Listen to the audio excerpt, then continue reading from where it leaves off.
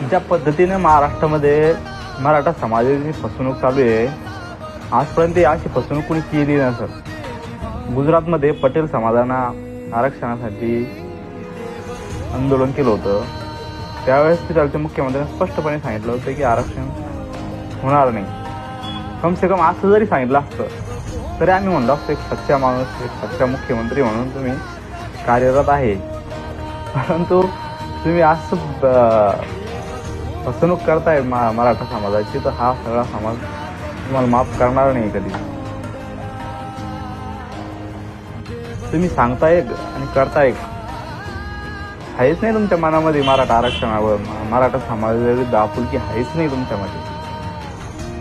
जरांगे साहेबाच्या ज्या मागण्या होत्या, ज्या मराठा समाजाच्या मागण्या होत्या, त्या मागणीतली एक सुद्धा मागणी तुम्ही पूर्ण केलेली नाहीये आणि 10% आरक्षण दिलं. अरे असं आरक्षण